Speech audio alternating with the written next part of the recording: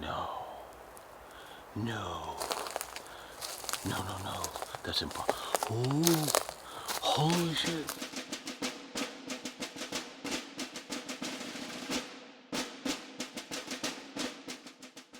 Now you all know how much I love wandering around through fields of unexploded munitions, ruins, and old collapsing buildings linking us to historical sites of weapons testing and military innovation.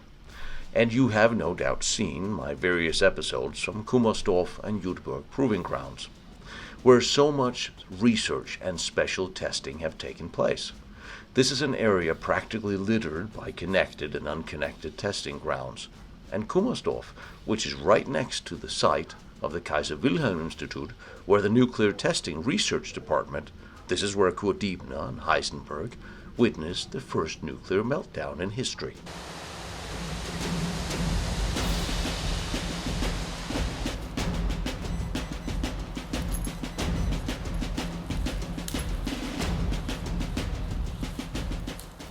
But they should inside this Yeah. dump and then maybe here are some projectiles. It used to be sand, penetrating whatever it was they were shooting at, or missing, like here. And next to that begins the large row of rocket test facility buildings, test stands that were assigned to von Braun's team. And there was not just one rocket test stand, there was a lot of these in different areas, large and small, as I showed you when we visited these hiding historic places. This was a rocket engine that would have a thrust of 1.5 ton. You will go home and figure out which one it was. Sliding door in the front, a sliding roof that could slide. You would have the rocket sitting here, and it would vent down right there on the triangle that we've seen at Peenemunde. That would then vent the gases to both sides. And here, next to where nuclear reactor experiments were taking place, they were also actively testing rocket engines and rockets, missiles, artillery, and much more. Kummersdorf Proving Grounds was the huge military testing area that was centered in the dense woods outside Berlin, in a forest so dense that sometimes it's quite hard to navigate without compass. Things have a tendency of disappearing even though in front of you. GPS navigation is needed, and sometimes these too fail. It is littered with the various ordnances from 100+ years of weapons testing, which did not actually end until after the Cold War and the Russian soldiers finally withdrew from the area.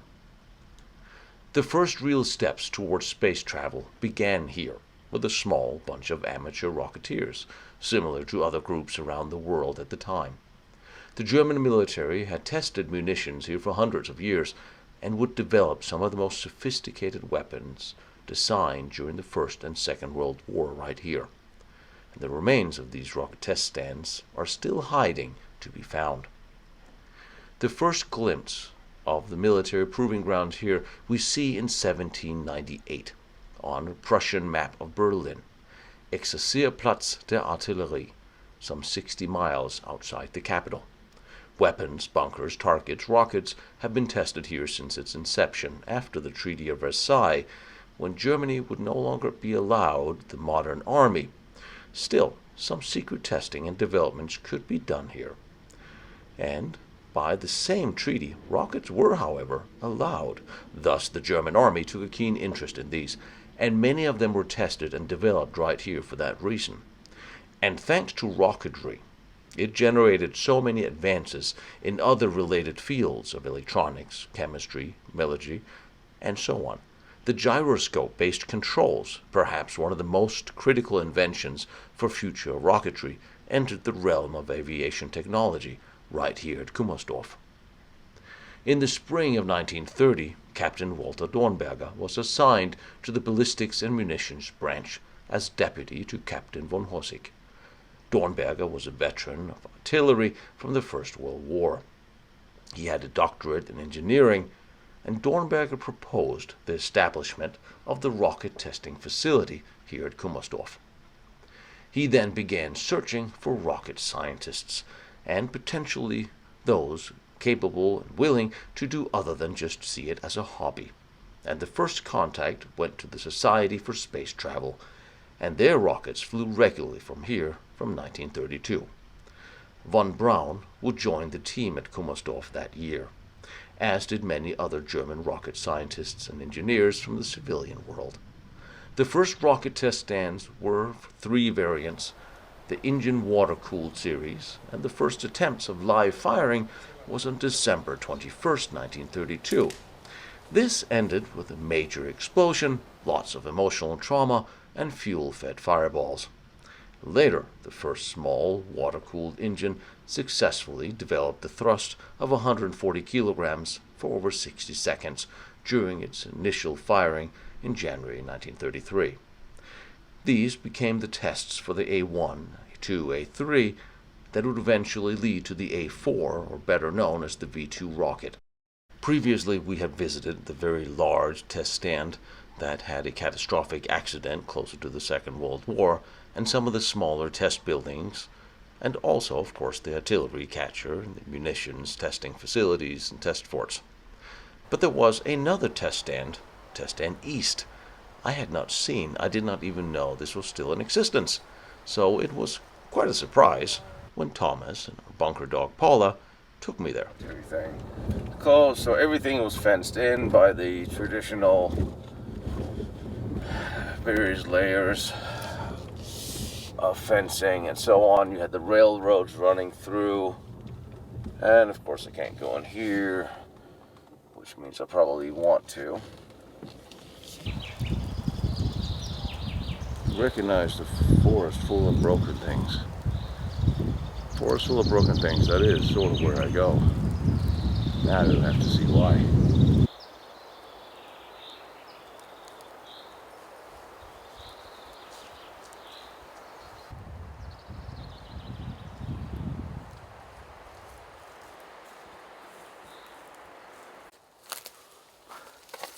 This is rather interesting.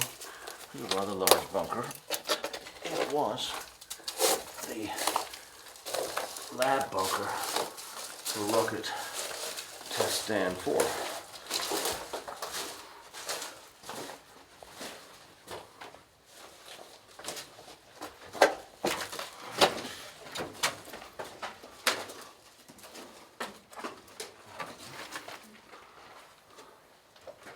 Somehow expected to see more of something.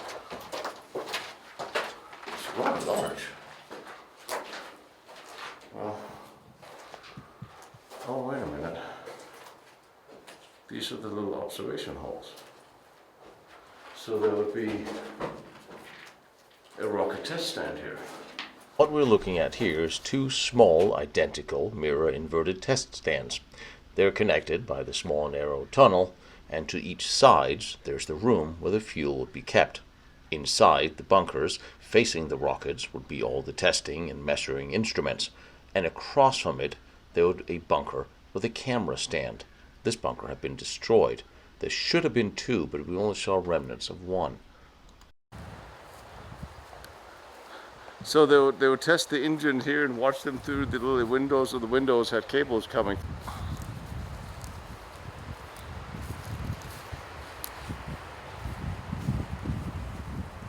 through them to support. Cables were protruding from the instruments of the three windows on the wall. This is the remains of the camera bunker. Why the camera bunkers have been destroyed and not the actual physical test stand, I don't understand. They could have put it upside down and... Interesting.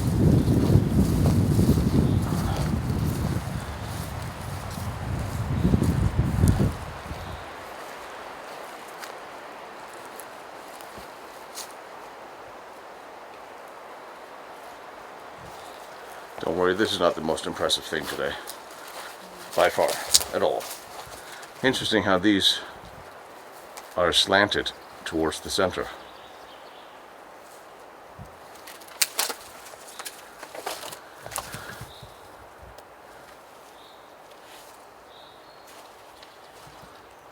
And then you had mounts in the ground for something.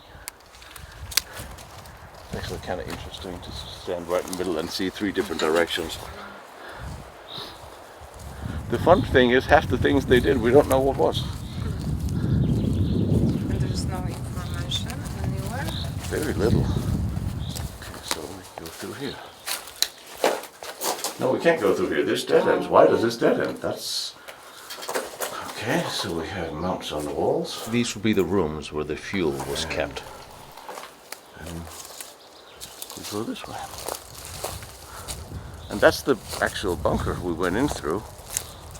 So we go here.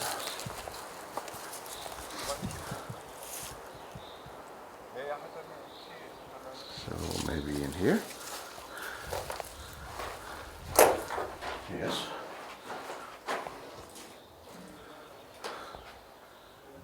The little windows, see how they're slanted. So they're all focused on one point. This could also be for cameras. They would set up cameras to look at, to witness tests. And if they're all looking in the same direction, that makes sense.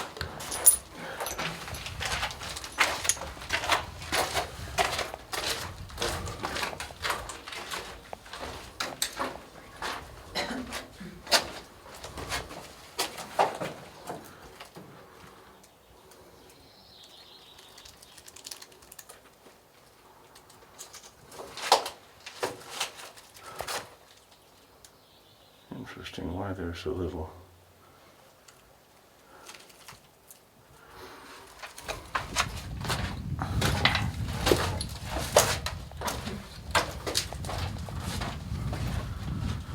Almost must be more ways in. Besides the safety wall, of course, there was cabling and fuel lines running throughout this area that you still see remnants of. This is interesting. Even the dog finds it interesting. Paula's exploring too. What is that? So cables would come up. So given this is, there's 2 of those. So given that this is the newest of the test stands, then that would, this is just a wall. This is literally just a wall. Glass wall. So there would probably be cameras in the small rooms in here. Cables running over there, over the wall, to there. And people would go back here if anything went wrong. Interesting. That's it. That's interesting. The way the cables came up from somewhere, because I didn't see any holes on the other side. But anyway.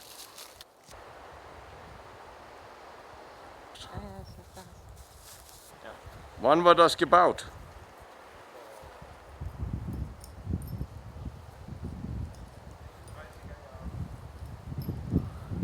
Sind das neuere wie die andere, wie ihr gesehen habt? Älter. So this was the test stand before. Yeah, it's not that big.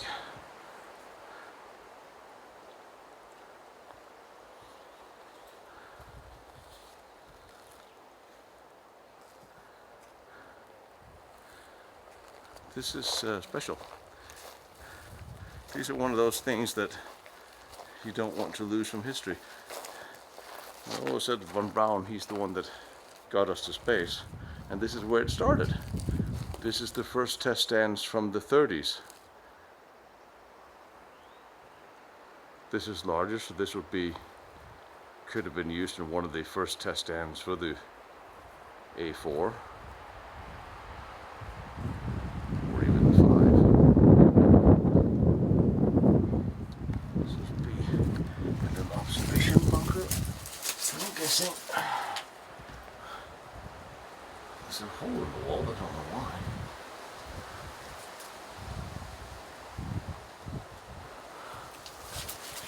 Mounts for electrical on the wall. This is something you will never see again. This is a big part of history. This is where space travel was born. This is where he tested the rockets that became the rockets that eventually got us to the moon. Yeah, I mean, It's just things you're not going to see that actually.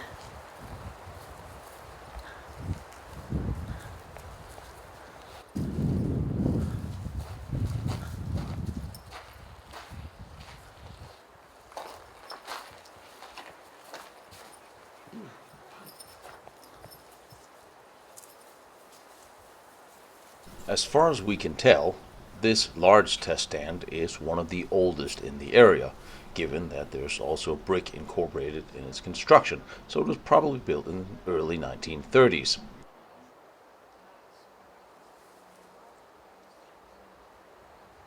And you had something that looks like bent pipes that come out here.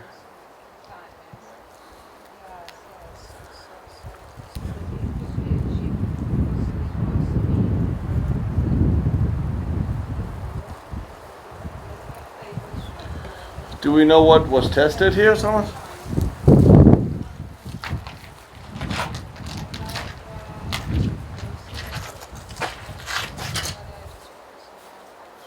Another observation window. Here was, I mean, it's hard to say what was here. What piece of equipment was mounted on these mounts? Yes, that's right. And a lot of more birds,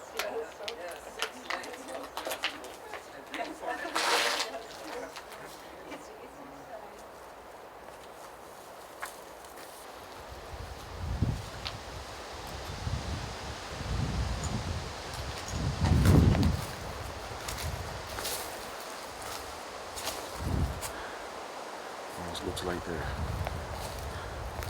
venting. These look more like venting funnels than observation. They have metal funnels inserted, but it's just a wall, it's not a building. Let's go see what's on the other side of it. There's a little outcropping here,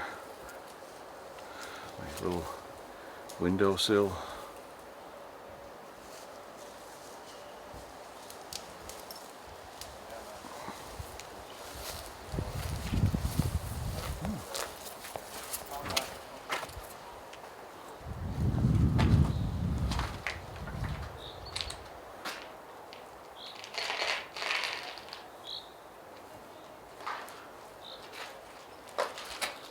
Where all the equipment would have been. You also have to keep in mind that these buildings were not just housed for testing rocket engines attached to rockets or in order to gauge propulsion. They were also testing what type of fuel would be the best to burn in the combustion chambers. And a lot of these were simply testing the combustion engines themselves with various fuels. They don't look like the other observation ports. I suppose they could have been. Have been removed. I'll bet there's one. There was one here as well. And then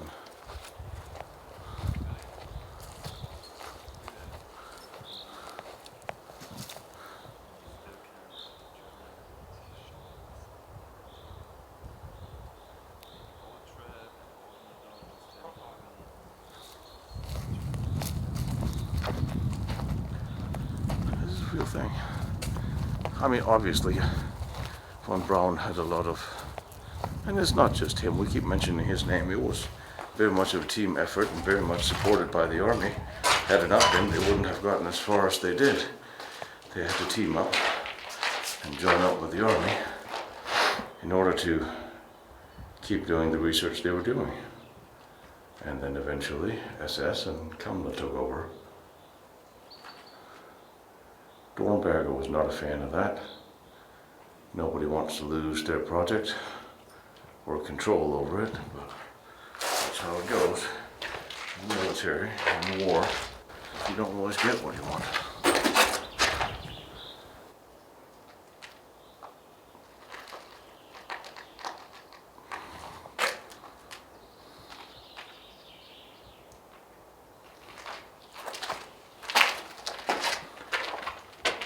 All those indents for equipment. It would be fun to see. Again, researching these test stands are very hard because there are practically no documents in the German or American archives that has come out. It's very possible that the Russians took a lot of them.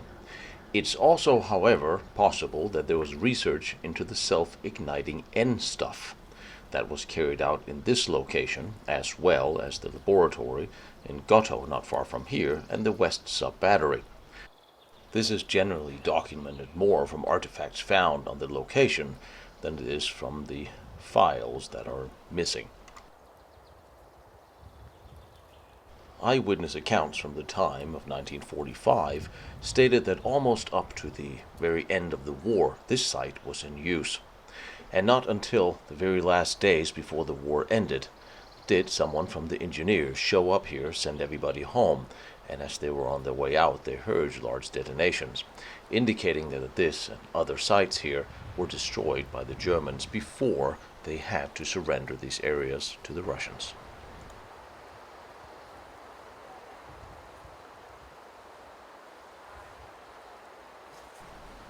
And not far from the large test stand is probably the smallest one, a small freestanding rocket test stand. There's one cement anchor and another building for observation. Initially, I thought the other building was probably to house a generator or so. It's very small, it wouldn't carry anything very heavy, and it could possibly also have been used to test airplane engines, motors, or jets.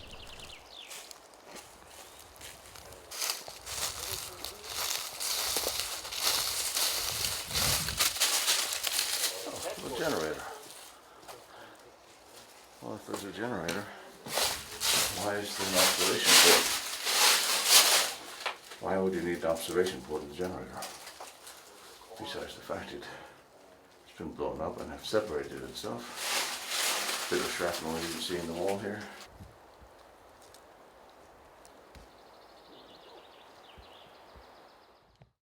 The proving grounds here really came into their own as the key weapons testing facility from 1870 and on.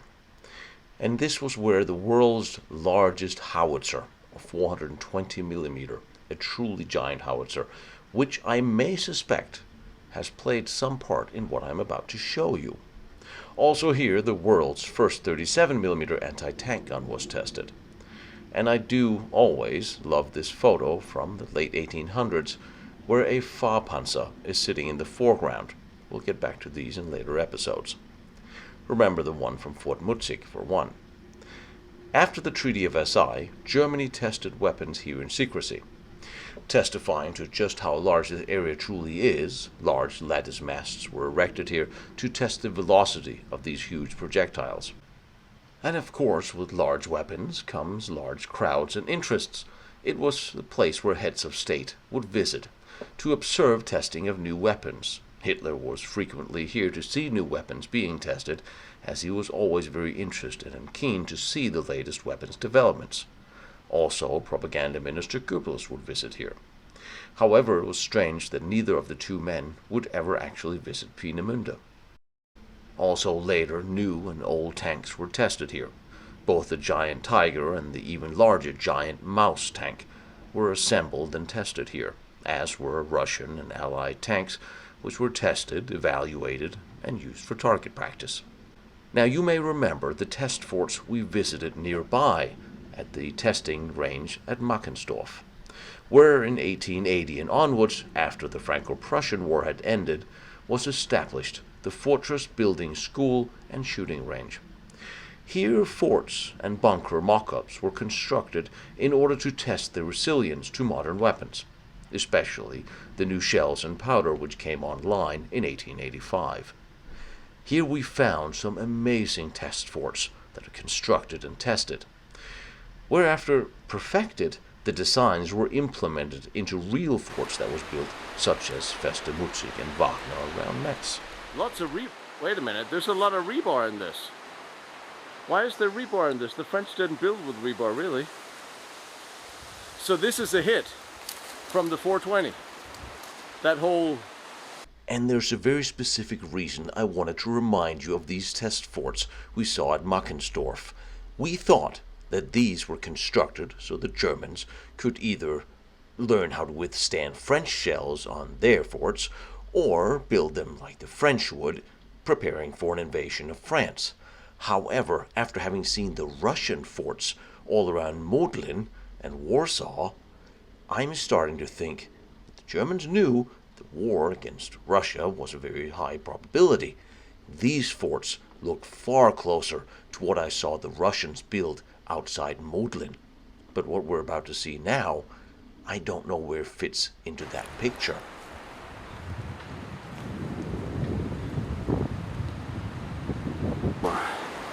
Look at how thick this is. But these may turn out far more significant for history than I expected, and a very special intact feature that I never thought I was going to see here, let alone anywhere actually. The truth about Kummersdorf is that we are not entirely sure as to what was actually tested here over the many years. Much of the documentation have disappeared, and of course the Russians destroyed many of the buildings after the war. But still today there are many structures, bunkers, and other known and unknown remains which are hiding out here waiting to be discovered, and at least documented, to maybe between all of us we can begin to piece together what they actually were. Take a look at these test I forts. see cement without rebar. Is that about true? That is what I'm seeing, isn't it?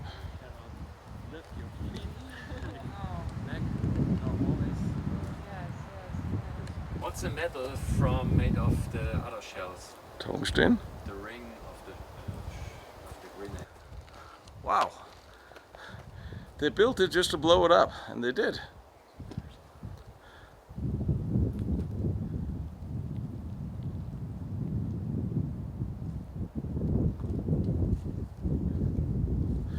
These are very thick for being a World War I test fort.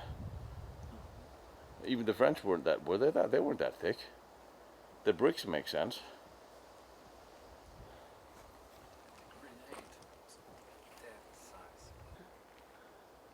And the sound it makes was just kilometers or so.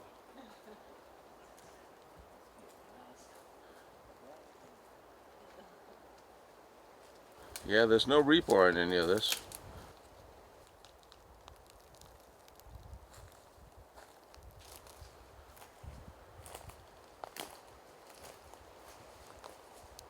Just look at what these were made of.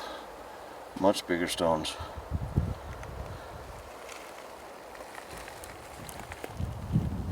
The light is a little bit hard. It is a little bit hard. I think it's going to be harder from the other side because we're sitting against the wall that's lit up. It's just interesting to see how big the stones were in this.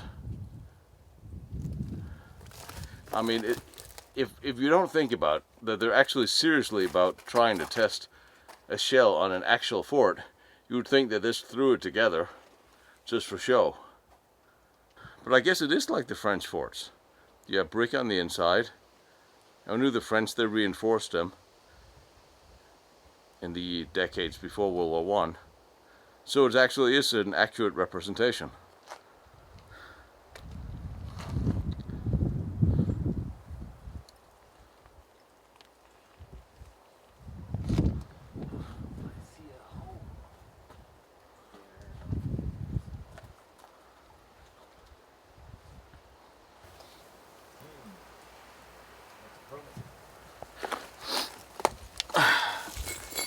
This is a piece of a shell. Certainly they blew this up with something bigger. Wow. Gives you a good idea what comes flying through nature. This was bigger.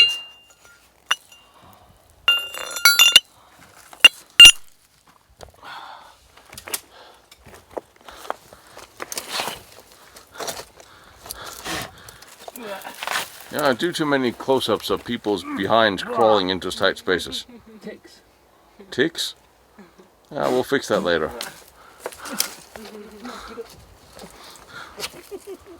No way. No way. Quitter. What's the metal belt?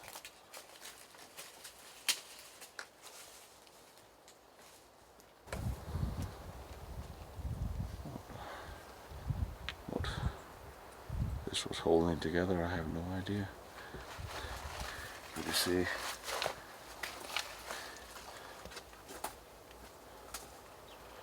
This really is a good representation on a World War I fort. Remember, they poured a bunch of cement on top of a lot of them, and then some dirt.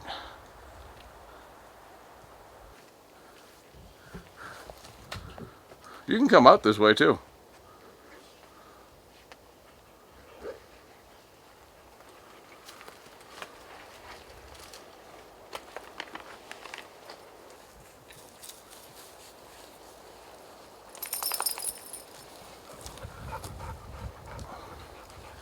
So I guess there was a little entrance here, looking at the bricks.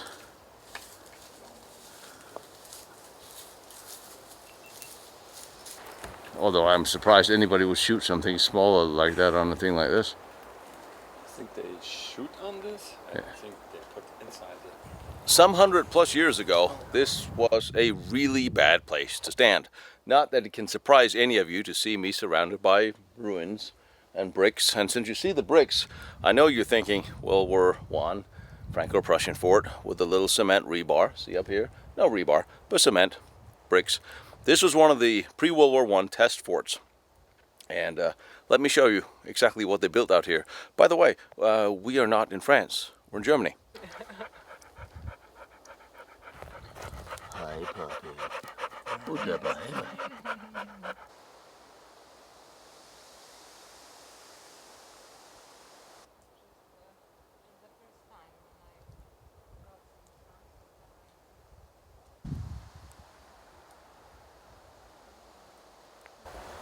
Of course, there's a lot of cables connecting the area, especially because, of course, with the test fort, they couldn't sit out here. They couldn't sit out here and watch the impact, so a lot of measuring devices, cables, cameras, potentially would be out here to send back data and information.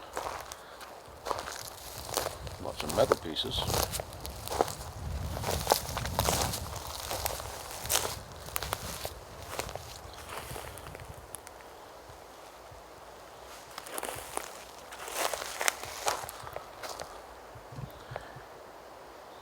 It's just so beautifully quiet out here.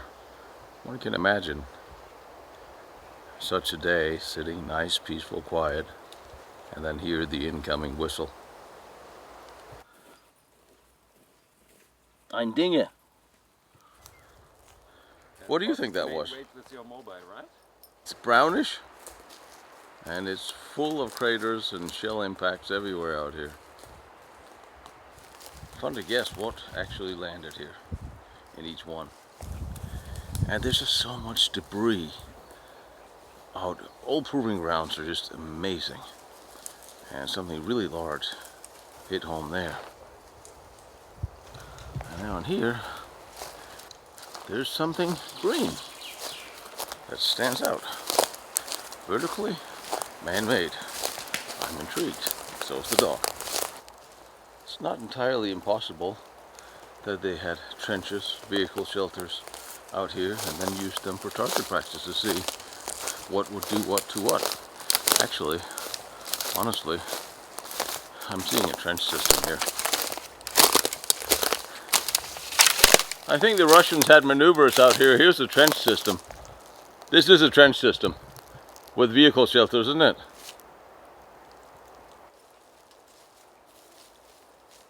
I define architect as a thing. I'm good with calling it a thing. Back of a truck, or it is, isn't it? You must Go. come to this side. This was Coming. from the new docks and you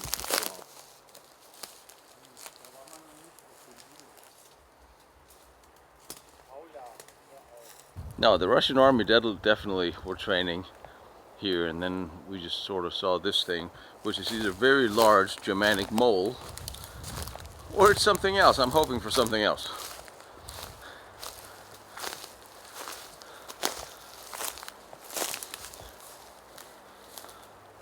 Oh, that's a shell hole.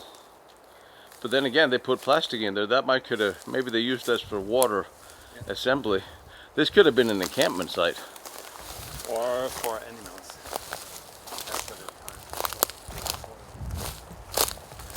You think new?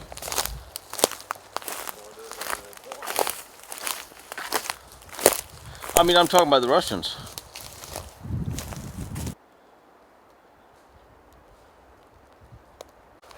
Ah, I see a nice little bunker. Das ist ehrlich.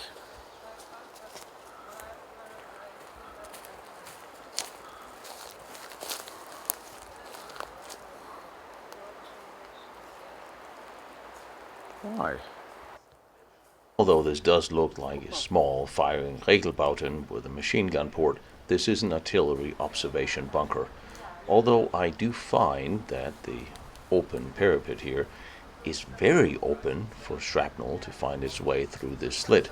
Usually artillery observation bunkers have far smaller windows, but perhaps a metal grate would come down and shield those inside. It doesn't look shot at, otherwise I would sort of have known. Obviously there's nothing here to protect, it's a test area, so I'm guessing they built it to test it. The doors are quite big for what we see later. At some point you are you have not enough cash, but only voucher. Hello. Hello. Sir. One nice. Of course, being here, there's also the possibility they built this in order specifically to test fire at it. I mean, they wouldn't build it here unless they were going to test it, right? I mean, heavy mounts. There's a steel beam sticking out, so something was sitting on top of it. I guess maybe there was a steel visor that could be opened. This just doesn't make sense. There's a building sitting like 50 meters down this way. Maybe that'll give us an idea.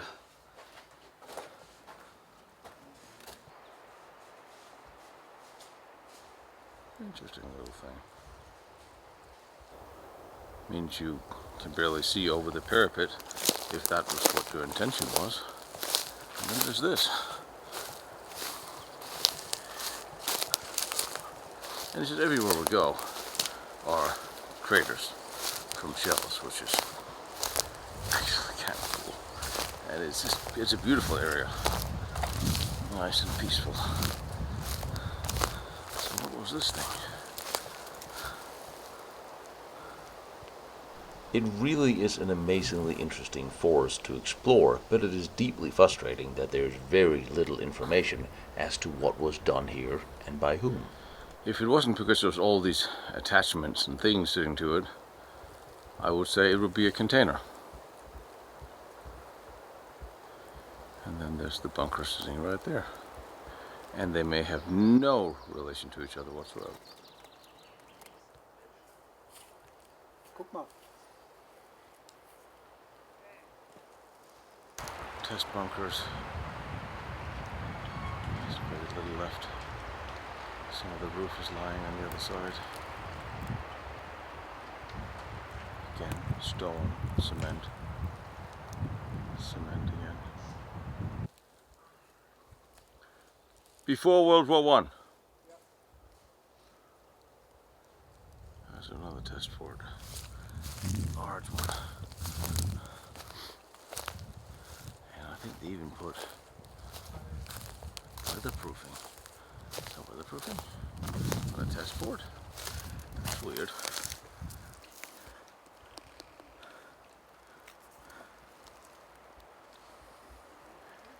I think it is. Wow. This was large and curved.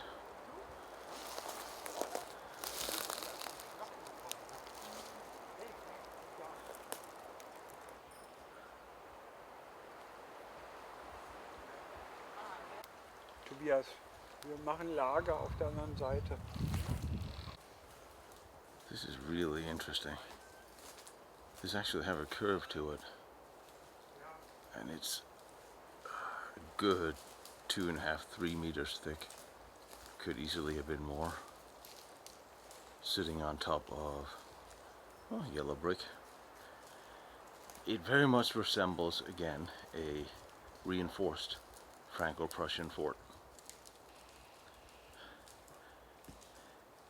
Somehow the rebar here just seems a little curved. It almost resembles sort of a tunnel entrance, maybe. It's hard to tell anymore.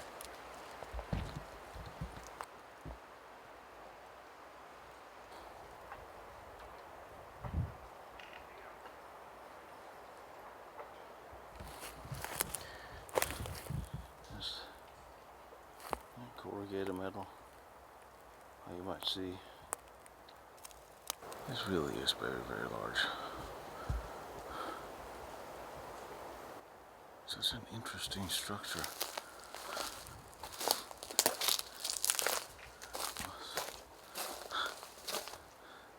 See, even the tile wall curves. And it was thick. That's a good 3 meters at least. Now they would replicate the French forts, sometimes down to very specific details, which now let me throw this out to you out there. Which French occupied fort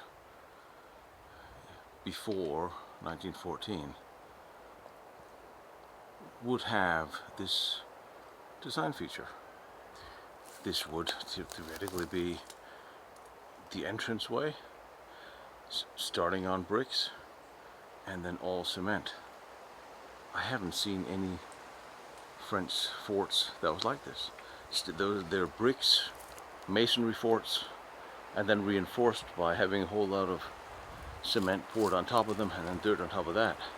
So nothing looked like this as far as I know. Not even the Prussian forts of the time would have cement like this on top of stone that I've seen. Doesn't of course mean that it didn't happen. I just see here what looks very similar to the steel and rebar fort I see around Modlin. And honestly, the Russian and German forts pre-World War I, the infantry forts, artillery forts, they do have design features that are very much in common. This I'll show you later on in this year, but I do seem to see a resemblance between these cemented rebarred hallways and the ruined remnants I see here. Down here you have a straight brick wall. So on this straight brick wall, again there's cement, stones, like over here. That's just curved.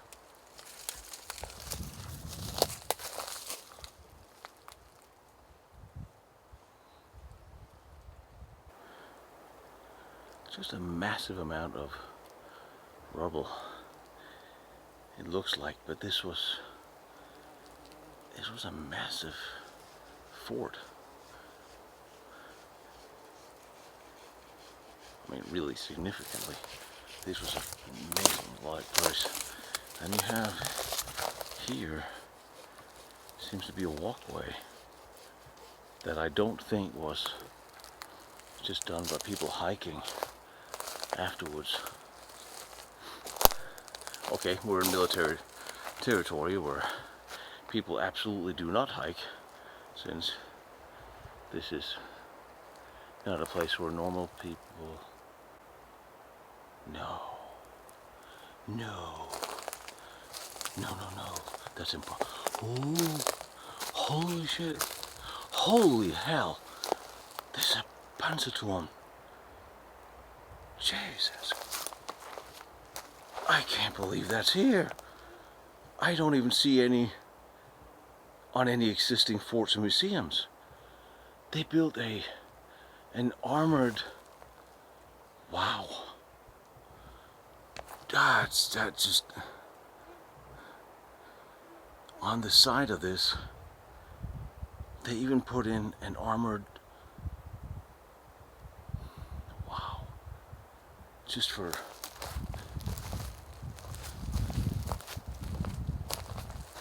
holy shit. Lots of shrapnel. There's what will be the machine gun port there. Direct fire impact right there. Lots of smaller direct fire impacts. I can't believe they built this. And we just came back from the East Wall. The Russians destroyed and dismantled all of these. And here's one. Intact Panzerturm. On a test fort. On a World War I test fort. Which makes this even more. It does look like German for German design, not to pretend to be a French design. This almost looked like they built one of their own forts in order to test fire on it.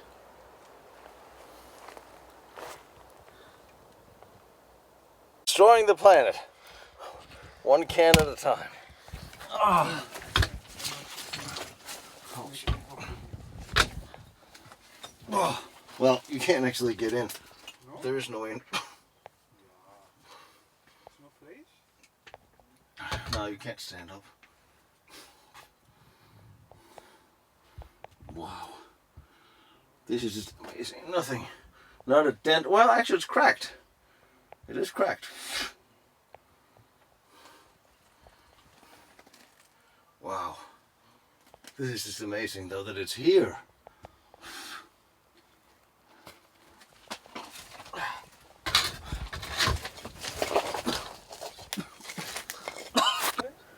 There's really not. It's just it slopes very little, have a little hole, but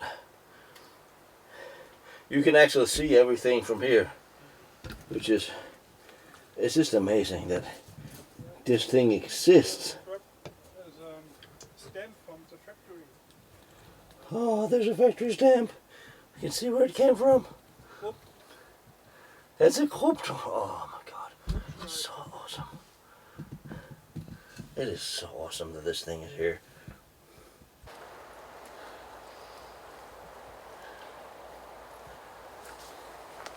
And then here you had an impact from a plummeting fire hit here. Just amazing. It cracked the armor inside. Just cracked.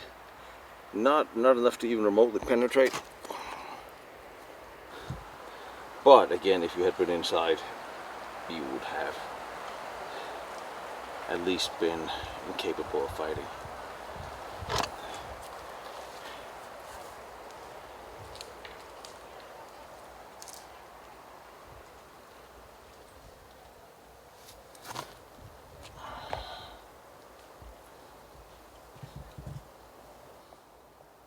So it was built into the side of the bunker as you would be on an actual fort. And you see, right through here there's bricks. There's brick in there, and then there's cement with large stones on the outside. Wow, this is just amazing though. This is, I don't take this thing home.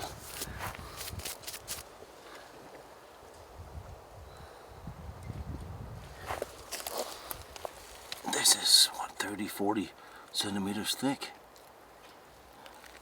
Lots of impacts. Two, at least from plummeting fire.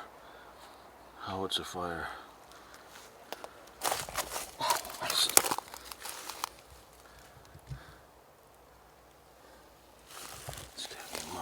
Marking.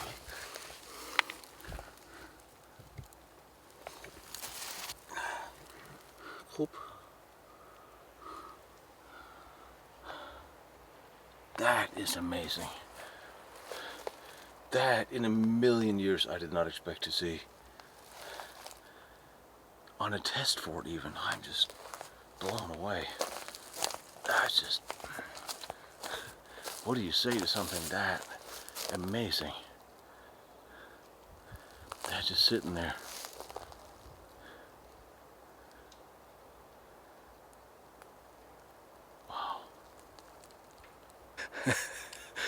I love beautiful motorcycles and cool cars and beautiful women, but look at that. That is a pre-World War I Panzerturm. Do you have any idea how rare they are? And how in the hell I'm gonna get it out of here? But never mind. bricks almost as if they were doing a walkway in there. This must have been a very large fort. I'd love to see how this looked. Ow. Look at this.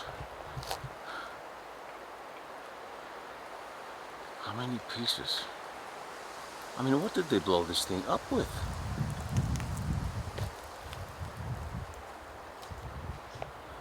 Seriously, what did they blow this thing up with? It's hard to kind of imagine. Look at I think there was a mock tunnel or an actual tunnel at this point. I don't think there's anything mock about this. These look like very large individual cut stones or cement slabs. So you had smaller bricks, you had larger stones like this, and then on top of it all cement with very large stones inside. These are purpose cut. Look at the angles on this thing. This was almost put together like a puzzle. Wow. I want to see what this thing looks like, or looked like. I really want to see what this thing looked like.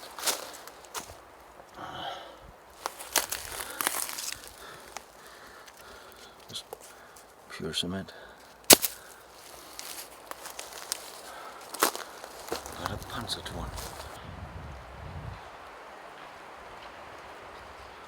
The shape of these stones just kind of intrigues me. At least some of them. They look like they're...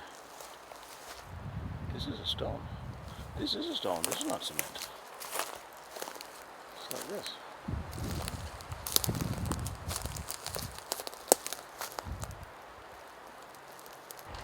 They could have simulated a Prussian fortress, one of their own.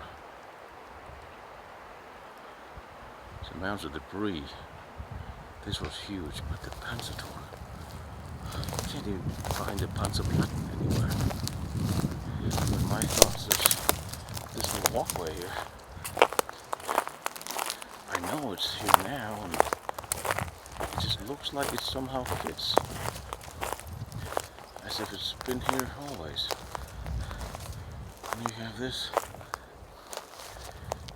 probably a very large shell. Could have hit here.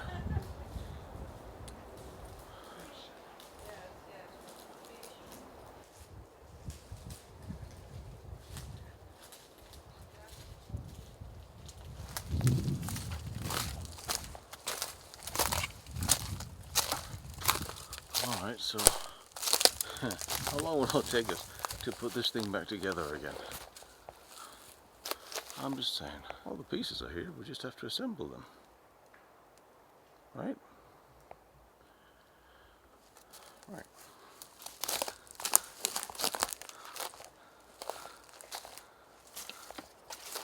Well,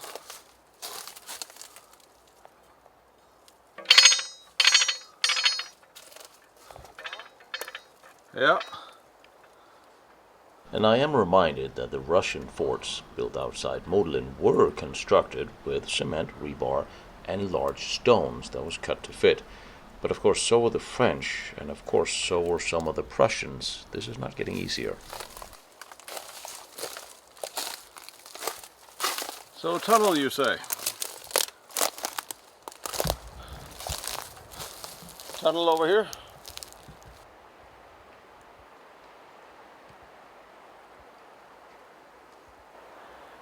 Have what seems to be the main and what seems to be a tunnel.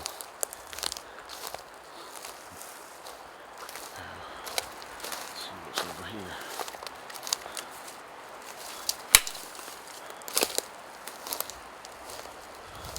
There's some more debris.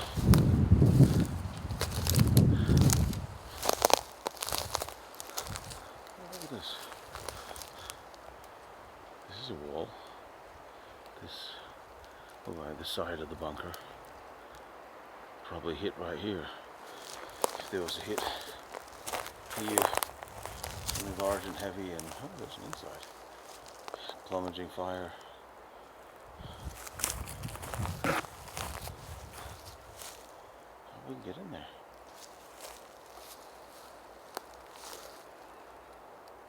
Wow. Look how big this is. Something took a chunk of the side out here. Well, this certainly does look like the side of a bunker. We'll call this a fort.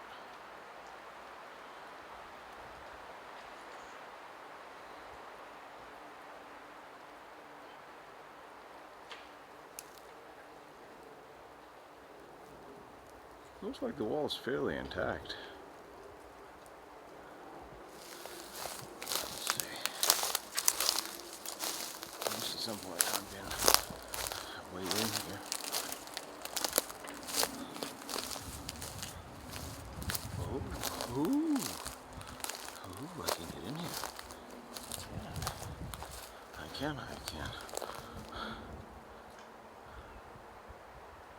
Now this does not look as thick. This only looks like a meter, maybe a meter and a half. Again, cement put on top of stone, brick. And then there's inside. Cement, I said.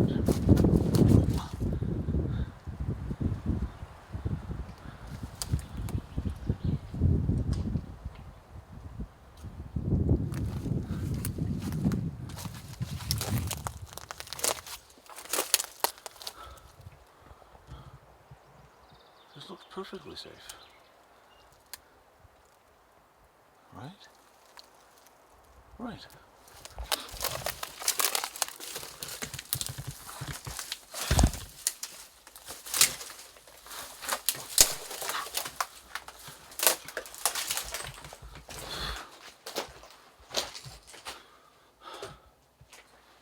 Wow, there's a lot of mosquitoes in here.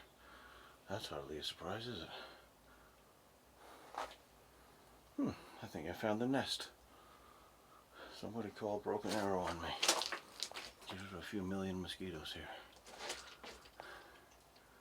No stone inside, just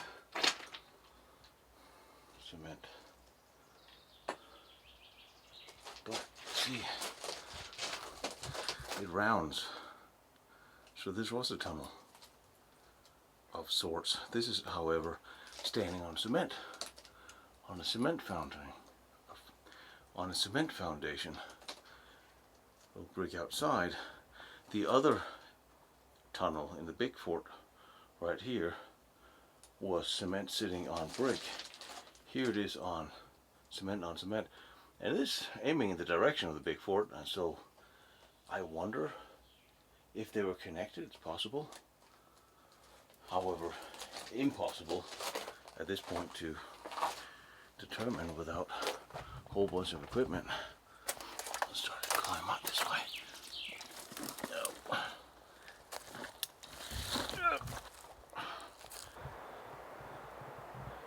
So let's say a 420mm shell hit here.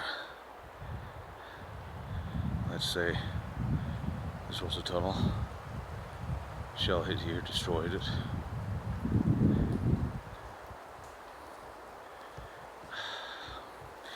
I don't see any indication it continued, unless everything was leveled. Nothing is this tall, so it might just have been a bunker, an independent construction from this one over here. Hard to tell. I think it was, because otherwise this would have been flattened all the way up to there. But heavy artillery will do some very strange things. Granted. Look at how thick this is. Just the wall of the tunnel. Or the roof. Or the side. Kinda hard to tell. Now, I hear more rumors and gossip that in here might be something else. I have got to go check that out. This is cut from a block. Or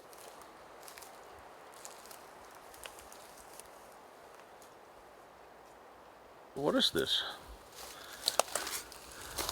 It's smaller. Okay. Look at this hole. Look at this damn crater. Holy shit. I mean, seriously, holy shit. Right?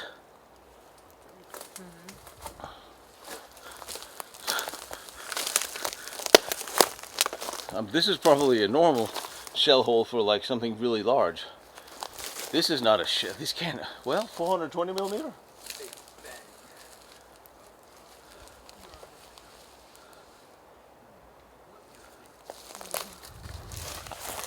This is one of those interesting.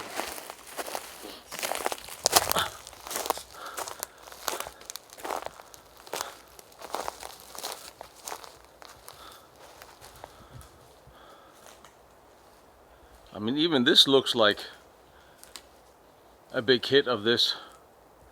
This looks like if one or two hit here. It's some meters. Did you find Elvis? You can crouch here. Oh, okay. Maybe some underground building. I think there was a couple of bunkers or more tunnels that. But it's very, very narrow. Or is there another entrance? No. Not even the dog could get through that one.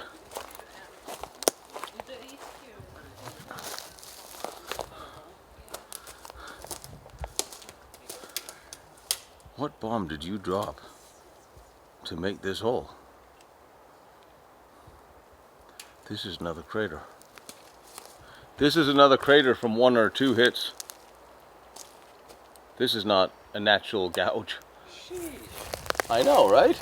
I mean, this is it, would a 420 millimeter do this? With delayed fuse? Weighs like what? Ton and a half? Like in Denmark, where's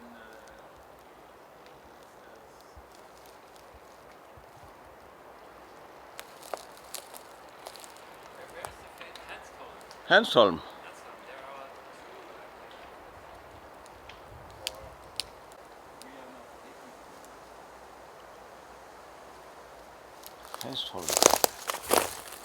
Yeah, those large howitzers sitting outside Copenhagen, there's a few, but wow, I feel really small down here.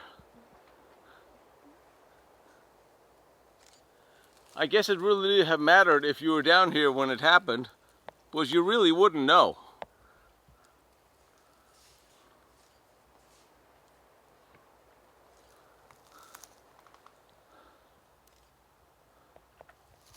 Alright, let's see if we can crawl out of the hole again. Holy crap. I really want to know what the hell did this.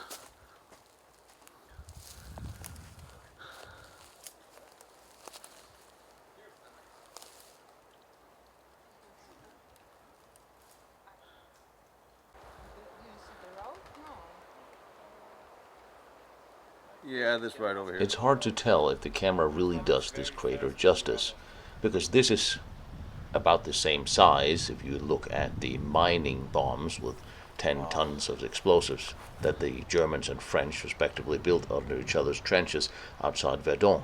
It's that large and that deep. And it seems this entire ruin was connected and built as one extremely large test fort. But it's hard to imagine there's just one 420 millimeter shell would have done this. It almost seems like it came from the inside or underneath. If I was going to do a speculation, based on just what I'm seeing, I would think they built a deep bunker and fired some gigantic shell, 400 millimeter shell into a deep bunker construction or something with a delayed fuse. This must have been delayed by just a little, but for something that large, that's amazing. It's really hard to explain the perspective of something like this, but impressive. That it is. Compared to what you're about to see. This little bunker here, nothing. This is just a little chicken coop compared to what's coming up. But what does this mean, I hear you all ask? Every army trains, fights, and tests its weaponry against what their presumed enemy is going to be. The Germans were obviously building and testing weaponry, test forts and targets, to fight the French and the Russians.